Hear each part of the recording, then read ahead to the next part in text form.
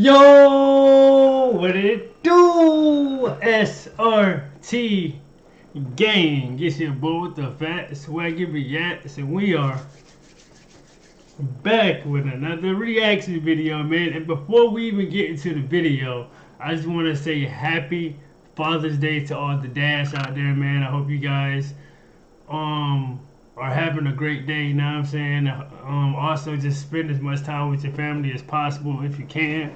Like to all the fathers, man, like even the ones that's incarcerated, you know what I'm saying? The one, you know what I'm saying, and all that, bro. I just want to, like, cause you know, like the kids are our future, bro, and like, yeah, we definitely gotta be here for them at all times, you know what I'm saying? So today, but shouts out to Mr. Ballen, man. Y'all know it's Sunday. I normally don't even drop on Sunday, but I was like, man, it's Father's Day. Like, I gotta give something out here for the dads, man. So I'm gonna go ahead and give you guys a Mr. Ballen video. He happened to drop today too.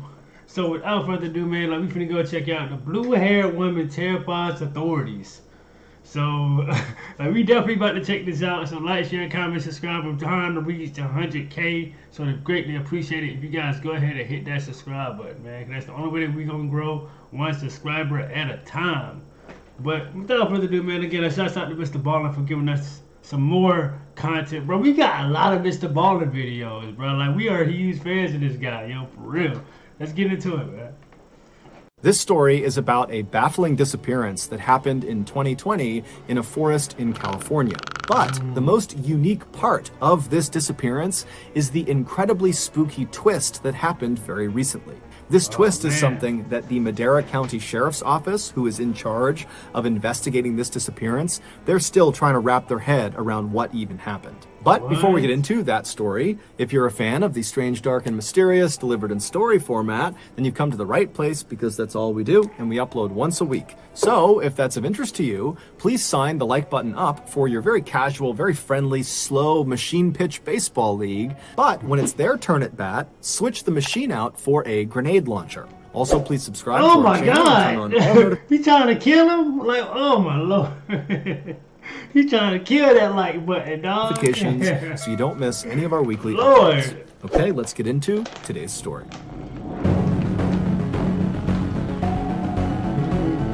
Pardon me, y'all. I gotta eat. Snack on something. On March 11th, 2020, the World Health Organization declared that the COVID-19 outbreak was so bad that it had become a global pandemic, which meant this new highly infectious disease had spread virtually everywhere on the planet. Right. And so around the time this global pandemic announcement was made, governments around the world began instructing their citizens to stay home and avoid all... To stay in the house, like, don't come outside.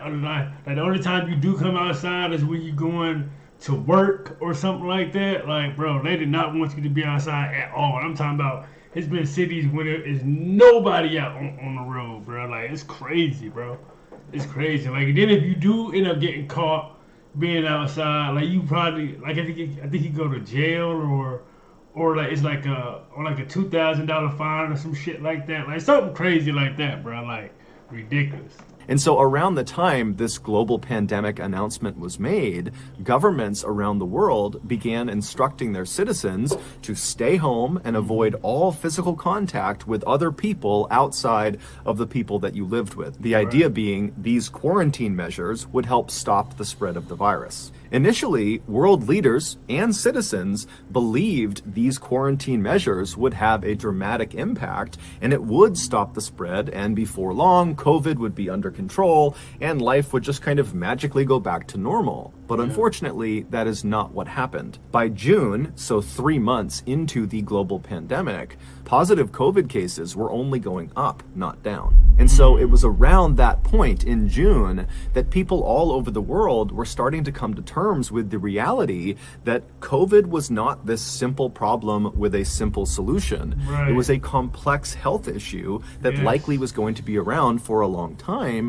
which also meant these strict quarantine measures also would likely be around for some time. For real. Now, the efficacy of these quarantine measures were quickly really called into question, and it was all over the news, and politicians, all they wanted to talk about was, do these measures work? Is it having an effect on the spread of the virus? But for everyday people, the real concern was not politics, it was practicality. How do you live a full and happy life in quarantine? Right, In like, June, like in the house, like you're literally both like in the house. If you're not doing something like YouTube or just playing your video game all day or something like that, bro, like what are you doing? Like you're literally probably sitting on your phone literally all day or something like that. Like if you don't have like a mansion or something like a regular apartment, you're literally sitting there just bored in a regular apartment. Like if you don't got no mansion, man, you crazy. how do you live a full and happy life in quarantine? In June of that year, 54-year-old Sandra Hughes was pondering that question. To that point, her life had really not gone the way she had planned it. She had been married, twice actually, but both relationships had ended in divorce, and she had never had children. She lived in beautiful Maui, Hawaii, but she hadn't really lived there long enough to consider it her home. And prior to that, for the bulk of her adult life, she'd kind of lived this nomad lifestyle, bouncing around all over the country. And so really, she had never developed a home of sorts. She was an accountant by trade, but in college, she had studied not just accounting, but also wilderness survival, which she happened to be incredible at and was very passionate about. Growing up, she had always been a big outdoor enthusiast, and so she had always thought one day she would become a park ranger, and so that's why she was studying wilderness survival in college.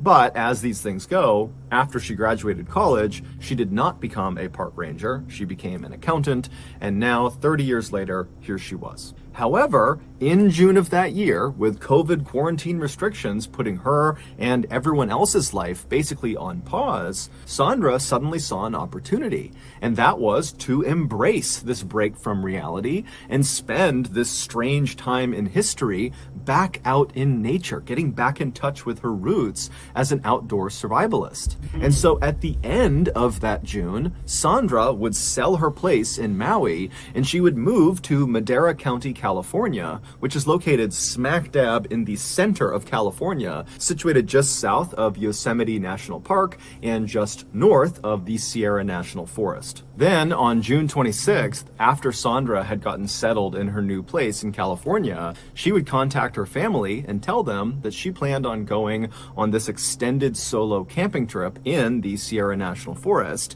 and that she would be in touch with them in the coming weeks when she was back out. To Sandra, this trip was going to bring her lots of happiness and fulfillment, and it was going to allow her to continue to adhere to quarantine guidelines because she'd be all alone. Shortly after speaking with her family on the 26th, Sandra loaded up all of her camping equipment into her silver Saab sedan, and then she would drive from her place south and then east a little over an hour until she was deep inside of the Sierra National Forest. At some point, she would leave the main road and she would hop onto a bumpy dirt road that kind of wound through the forest, and that road would bring her out to an area called the Johnson Meadows. The Johnson Meadows are absolutely gorgeous. It looks straight out of a postcard. It's basically a stretch of beautiful green meadows, and then around the perimeter of those meadows are the thick trees of the Sierra National Forest, and then beyond those trees are the snow-capped Sierra Mountains. But despite its beauty, the Johnson Meadows are actually fairly dangerous. It's a very isolated part of the Sierra National Forest,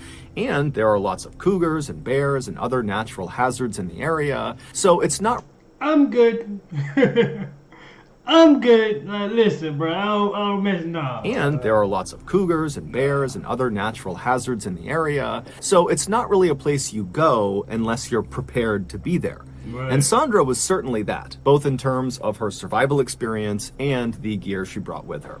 So when Sandra drove her car right up to the edge of the Johnson Meadows, she parked her car off to the side of the road so as not to block the road, and then she got out, she collected her things from the trunk, and then she threw it over her shoulder and began hiking into the middle of the Johnson Meadows to look for a place to set up her campsite. 6 days later, on July 2nd, some hikers came out of the tree line into Johnson Meadows and began walking across the center of it. And as they're walking along, they notice up ahead what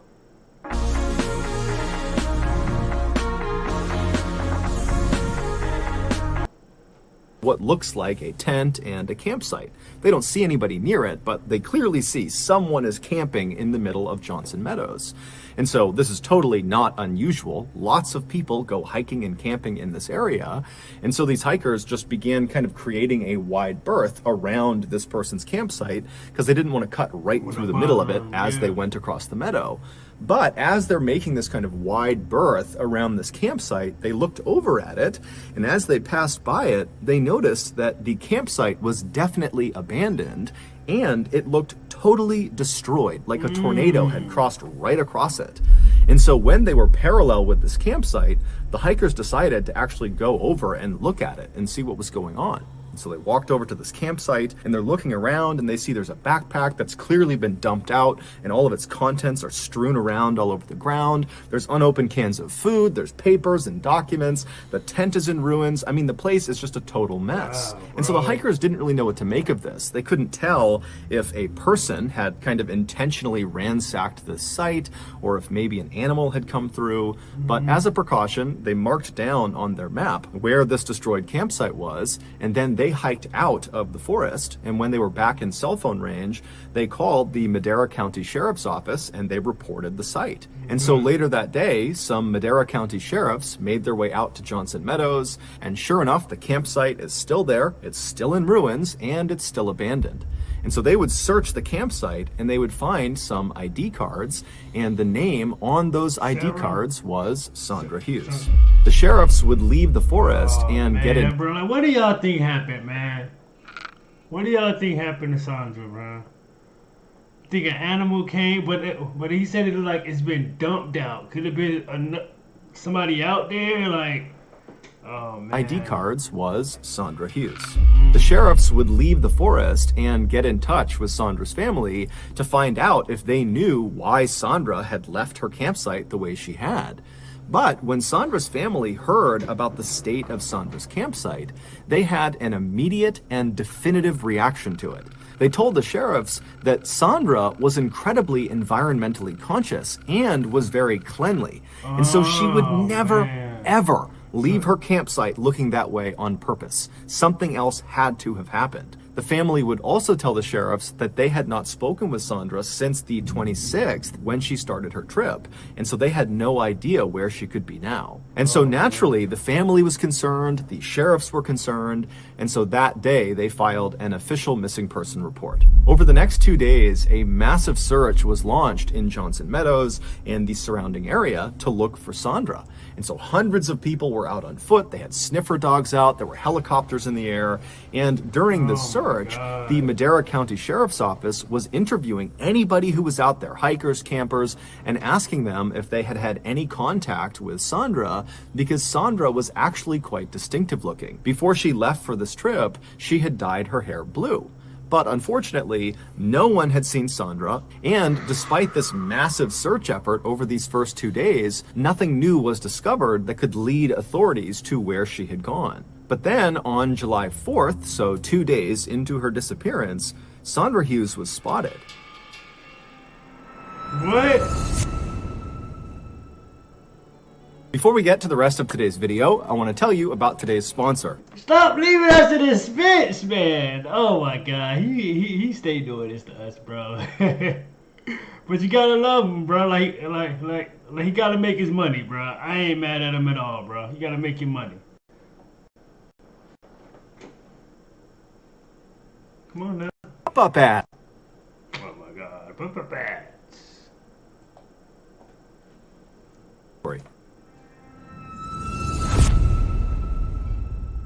Some hikers were cutting through the Johnson Meadows area, and they saw this woman who was just standing off to the side of the meadow. She was by herself. She had no gear with her. She was barefoot. She had a black shirt on. She had blue jeans on. She had a bruise on her face, and she was just kind of standing there as if she was waiting for something. And as these hikers walked past her, they definitely noticed her, but she didn't wave them down. She didn't act distressed. She didn't look like she needed any help. They just kind of saw this person minding their own business, and they walked right on past her.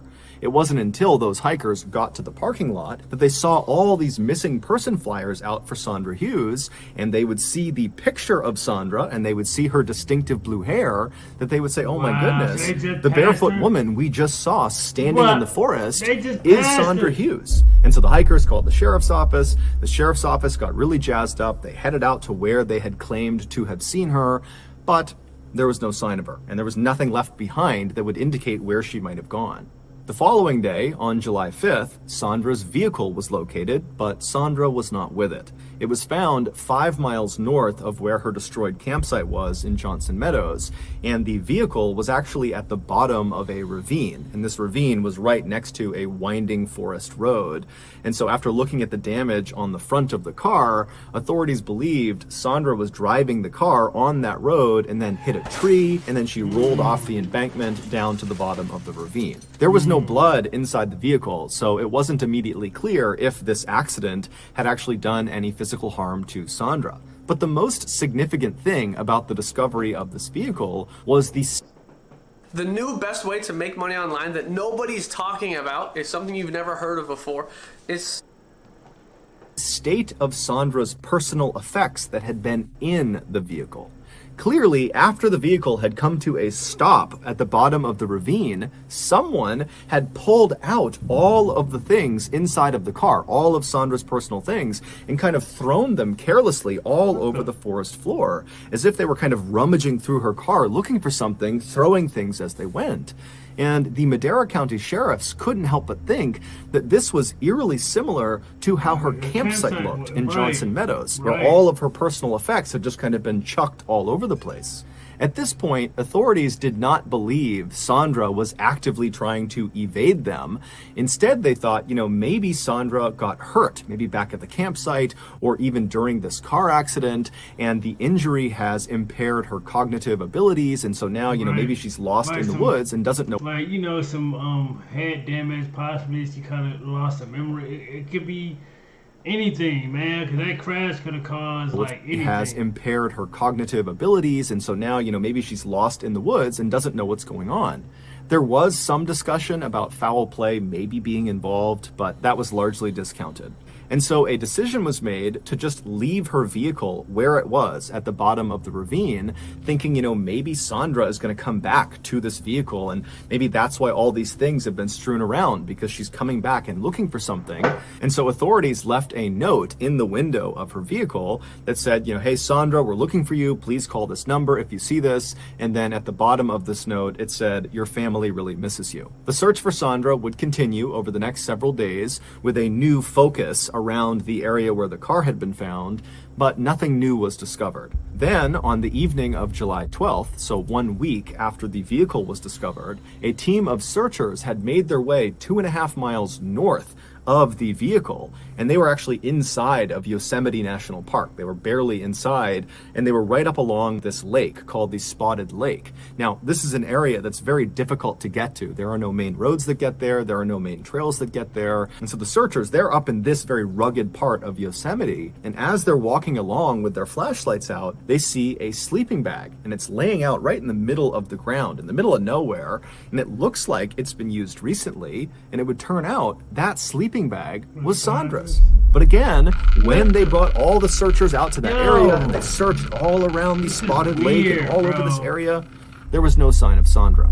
At this point, authorities were totally baffled. On a map, Johnson Meadows, where her first campsite was, then her vehicle, and then this sleeping bag were all more or less in a straight line going south to north. It was almost like Sandra, from the day she went missing, like maybe when she got in the crash, like she walked that way, and probably she camped out right there, and then she camped out right there. You know what I'm saying? Probably something happened.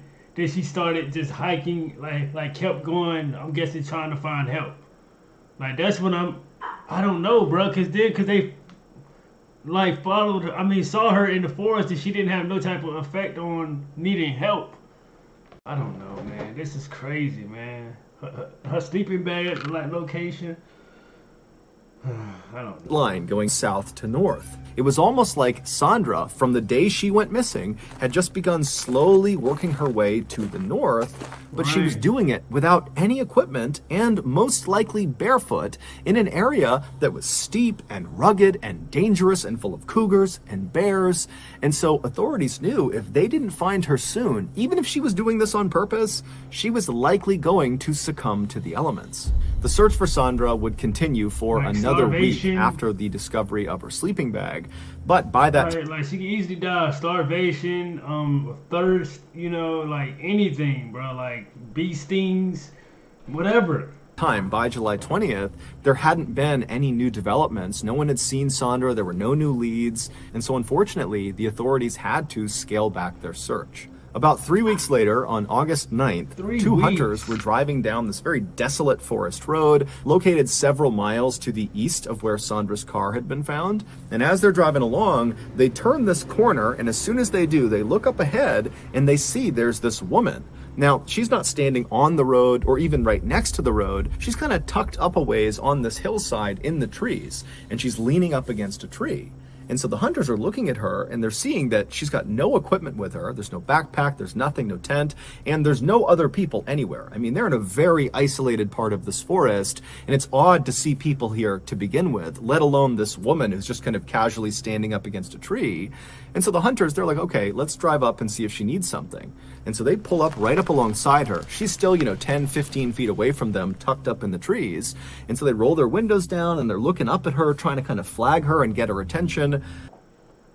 I told Then you, on top of if we that, broke again, attendance like, records, I I get mean, the like, church he's, logo tattooed on my great arm. at survival tactics. So that's why they had a lot to do Remember with back it when we too, first because, started, all we you know how to did was survive preach the gospel. in the forest. Ooh. I'm guessing. Superman You know what I'm works. saying? I mean, like that's what they said Superman. earlier. So But the woman is not paying attention to them at all. She just continues to prop herself up against this tree and just kind of stares off into the distance. And so the hunters, they're looking up at her thinking, what's going on with this woman? And they kind of called out to her. They tried to wave her down, but there was nothing. There was no interactions with them. And so ultimately the hunters thought, okay, well, we don't know what this woman's doing, but it seems like she's here on purpose and she doesn't seem like she's in distress. She doesn't look hurt. right. And so they just decided to carry on. And so they drove off, and then later that day, they would see one of the missing person flyers for Sandra Hughes, and they saw the blue hair in the picture, and they were like, oh my goodness, the woman we saw standing up against the tree in the middle of the forest was that woman, Sandra Hughes. Crazy. The hunters would contact the Madera County Sheriff's Office and report this sighting, and they would describe Sandra as looking slightly thinner than the picture of her on her missing person flyer, and they would also say she was wearing overalls and a floral t-shirt, which was interesting to sheriffs because the last time Sandra They was saw her sighted, which was on July with a black 4th, shirt. when those hikers had seen her barefoot Yeah. with a bruise on her face near Johnson Meadows, she had been wearing a black shirt and blue jeans. And so clearly she had changed her outfit, but that didn't really make any sense because she had left all of her things at the At the campsite in her campsite, car. exactly. Like, And so the this whole is situation was crazy. just totally weird to the sheriffs.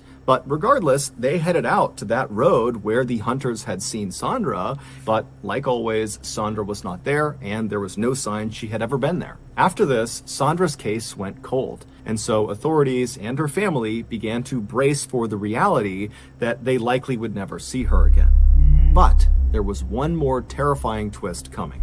A year later, on Wednesday, July 21st, 2021, Jake Gorba, his wife Victoria, and their 3 young children were driving in Jake's off-roading vehicle up this steep forest road in the middle of Sierra National Forest on their way to the top of Shut-Eye Peak. Shut-Eye Peak is a mountain in the Sierra National Forest with stunning panoramic views from the top, and it's located about 5 miles to the south of Johnson Meadows, where Sandra's first campsite was discovered. So Jake and his family, they're driving their way up this long, bumpy, winding forest road, making their way towards the top of Shut-Eye Peak, and when they get about halfway, the kids in the back start complaining that they're hungry. And so Jake and Victoria, they decide, you know what, let's just pull over at the next natural stopping point and we'll have a quick lunch and then we'll continue on the rest of the way. And as luck would have it, the road they were on would actually level off and lead them to this kind of short, flat section of the mountain. And in this flat section was this beautiful little meadow that butted up against some trees. And so Jake and his wife thought this is a great place to stop and have a little picnic. And so he pulled his truck over on the side of the road, he parked it, he turned the engine off, and then as Jake and his wife are kind of gathering up their things before they get out of the vehicle to go prepare this picnic lunch, they hear their 3-year-old son, named Caden, who's in the back seat right near a window, start talking. And so Jake and Victoria instinctively turned around to see who Caden was talking to, and they saw Caden was not talking to himself, he was not talking to his siblings, he was turned and looking out his open window, looking across this small meadow into the forest, engaged in some sort of intense conversation with somebody outside. And so Jake and Victoria, they see their son and they look out the window in the direction he's looking and talking, and they don't see anyone. And so Victoria, she looks at her son and goes, Caden, who are you talking to? And what he would say to her would send goosebumps all over her body. And in fact, what would happen over the next several minutes from that point onward was so unsettling that Jake and Victoria decided, you know what? We're not going to the top of Shut-Eye Peak. We're turning around and we're leaving. And so they would speed out of the forest and they would get back home. And that night, Victoria would make a Facebook post about what her son said and this terrifying ordeal they experienced on Shut-Eye Peak, and she would post it. And that night, the Madera County Sheriff's Office would reach out to Victoria via a Facebook message, and they would tell her, hey, we saw your post. Can we please speak to you and your son? And so the next day, the sheriffs met up with the Gorba family, and after speaking with Caden and hearing what he had to say, they would leave that exchange just as unsettled as Caden's parents. The day before, when Victoria turned around and looked at Caden and said, who are you talking to? Caden would turn away from the window and look at his mom, and he would say, there's a woman out there and she needs our help. And he starts pointing out the window. And so again, Jake and Victoria, they look from their son back out the window into the tree line, which is where Caden is pointing, and they don't see anyone. And so they turn back to Caden and they say, honey, we don't see anyone out there. And Caden, at this point, he becomes emphatic and he says, Mom, you gotta trust me. She's right there. She needs our help. She's lying face down. Her legs are straight up and she's dead. What? So at this point, Victoria and Jake are looking at their son thinking, what's going on here? Jake promptly hops out of the car and just starts running into the woods to see what's going on. Is there a person out here? But he's out there looking around and there's no one. And while he's out there, his son is pointing in the direction of where he is, claiming there's this woman right near him. And so Jake's looking around thinking, there's no one out here. I have no idea what my son's on about. And so he's spooked. He runs back to the car. And when he gets inside, Caden is still looking out the window. He's pointing and he's talking to this dead woman that needs their help. And so Jake and Victoria, they were horrified. They turned around, they left. And then that night, when Victoria made that Facebook post, she included in the post what this woman apparently looked like based on what Caden said. And what Caden said was she had a black t-shirt on, blue jeans on, and blue hair. And so when the Madera County Sheriff's Office saw this post that described seeing a person in a black shirt, blue jeans, and blue hair, they knew that description matched Sandra Hughes. And so when the sheriffs met up with the Gorba family, they brought with them a lineup of several women. And they went right up to Caden, and without giving him any extra information, they just showed him all these pictures of all these women. And they said, Caden, can you identify in any of these pictures the woman you saw in the woods? And Caden looks at these pictures, and he picks out 3 pictures. All 3 are Sandra Hughes. Yo, come on, man. A whole kid just identified Sandra. Bro, okay, what I'm thinking is, like, that accident, I don't know. Like, let's see. I don't know, man. Because I want to say the accident is what killed her, but who knows? Pictures, and he picks out 3 pictures. Oh, all 3 are Sandra Hughes. The sheriffs, along with Caden and his father, they would return to that section of Shut-Eye Peak to search the tree line near the meadow to see if there was any sign of Sandra or any indication that she had been there. But like always, there was nothing. As of today, we still have no idea where Sandra is or what happened to her, and Wow. nobody has any idea what to make of the very strange sightings of her that occurred after she went missing. It's all just one big mystery. If anyone has any information about Sandra Hughes, man, bro. you are encouraged to contact the Madera County Sheriff's Office. The number is right here and also in the description. Yeah, I'm definitely gonna keep this up right here for y'all, man. Go, like, if you got, like, this is crazy, bro. A whole kid pretty much identified Sandra as the person laying in there face down with her feet in the air, dead. Like, whoa, so you think that could have possibly just been her spirit that these people has been seeing, or like what, or like could they be hallucinating or what? Like, this was crazy. Shouts out to Mr. Ballen, man. He don't never let us down, bro, when it comes to these videos, bro. Never lets us down. Happy Father's Day once again, guys. Tell me what you guys think. Wow, bro. Shout out to Mr. Ballen, bro. Like, share, comment, subscribe, gang. And make sure you guys are tuned in tomorrow when I drop another one for y'all, man. And SRT gang. I am out this thing. Oh my God.